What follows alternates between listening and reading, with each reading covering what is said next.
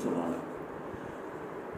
2.2 functions of mass communication. இப்போ mass கம்யூனிகேஷன்ஸ்க்கு ஒரு சில ஃபங்க்ஷன்ஸ் இருக்குது. மெயின் ஃபங்க்ஷன்ஸ் என்னன்னாக்கா inform, to educate and to entertain. So mass communication வந்து முதல்ல மக்களுக்கு ஏதோ ஒரு இன்ஃபார்மேஷன் கொடுக்கறதுக்காக இருக்குது, அதுக்கப்புறம் மக்களுக்கு ஏதோ ஒரு விஷயம் எஜுகேட் பண்ணுறதுக்காக இருக்குது, அதை மாட்டம் மக்களுக்கு என்டர்டெயின்மெண்ட் பண்ணுறதுக்காக இருக்குது. ஸோ இந்த 3 விஷயம் தான் மாஸ் கம்யூனிகேஷன் பண்ணுது. அது எந்த வகையில் கூட இருக்கலாம், டிவியாக இருக்கலாம், மூவியாக இருக்கலாம், இல்லை தட் இஸ் ரேடியோவாக இருக்கலாம், நியூஸ் பேப்பராக இருக்கலாம், எதாக இருக்கலாம். ஆனால் இந்த 3 விஷயத்துக்காக தான் மாஸ் கம்யூனிகேஷன் இருக்குது. These are the functions of media, that is inform, educate and entertain. Let us learn more about the functions of media. Those who write, direct and produce programs are people who give us message. Let us consider the example of a news bulletin on radio or television or news item in a newspaper. They inform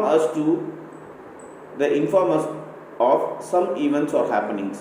A new president is elected, the country has developed a new missile, India has beaten Pakistan in cricket, 25 killed in bomb blast. All these inform us.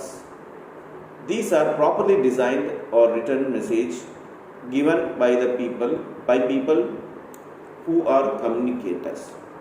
சரி, இங்கே ஒரு example கொடுத்துருக்காங்க. இப்போ யார் communicator அப்படின்னா, இப்போ நீங்கள் இப்போ ஒரு ப்ரோக்ராமோ இல்லை ஒரு நியூஸோ நமக்கு பார்க்குறோம் அப்படின்னா அது முதல்ல ஸ்கிரிப்ட் எழுதியிருப்பாங்க, அதுக்கப்புறம் அதை டைரக்ட் பண்ணுவாங்க, அதுக்கப்புறம் ப்ரொடியூஸ் பண்ணுவாங்க, அதுக்கப்புறம் தான் மக்களுக்கு என்ன மெசேஜ் சொல்லணுமோ அதை மட்டும் சொல்லுவாங்க. அது நியூஸாக இருக்கட்டும், அது ரேடியோவில் வரலாம், டிவியில் வரலாம், நியூஸ் பேப்பரில் வரலாம், எதில் வேணால் வரலாம். ஃபார் எக்ஸாம்பிள், இப்போ நம்ம இந்தியாவுக்கு ஒரு நியூ பிரசிடென்ட் எலெக்ட் ஆகிருக்காங்கனாக்கா இது ஒரு நியூஸு. இந்தியா வந்து ஒரு புது மிசைல் கண்டுபிடிச்சிருக்காங்க அப்படின்னாக்கா, டெவலப் பண்ணியிருக்காங்கனாக்கா இது ஒரு நியூஸு. இந்தியா வந்து பாகிஸ்தானை வந்து பீட் பண்ணிடுச்சு கிரிக்கெட்டில் அப்படின்னாக்கா இது ஒரு நியூஸு. 25 பேர் வந்து பாம்பு பிளாஸ்டில் இறந்துட்டாங்கன்னா இது ஒரு நியூஸ். ஸோ இதெல்லாம் இந்த நியூஸ்லாம் என்ன பண்ணுறதுனாக்கா நமக்கு இன்ஃபார்ம் பண்ணுறாங்க, இந்த மாதிரி நடந்திருக்கு, ஒரு சம்பவம் நடந்திருக்கு, இது இன்ஃபார்ம் பண்ணுறாங்க. ஸோ இதை எழுதினவங்க தான் யாருன்னா கம்யூனிகேட்டர்ஸ். இது ஃபஸ்ட்டு ஸ்டெப், இன்ஃபர்மேஷன்ங்கிறது. Next, a doctor speaks on radio or television or writes in newspaper about how to prevent diseases.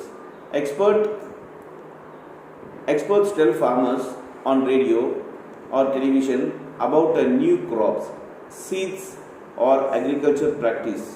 Thereby the farmers are educated. இப்போ ஒரு டாக்டர் வந்து டிவிலையோ நியூஸ் பேப்பர்லையோ ரேடியோலையோ பார்த்தீங்கன்னாக்கா எப்படி நம்ம உடம்பை வந்து டிசீஸ் வந்து ப்ரிவெண்ட் பண்ணணும் அப்படின்னு சொல்கிறாரு. இல்லையா ஒரு எக்ஸ்பர்ட் வந்து விவசாயத்தில் ஃபார்மிங்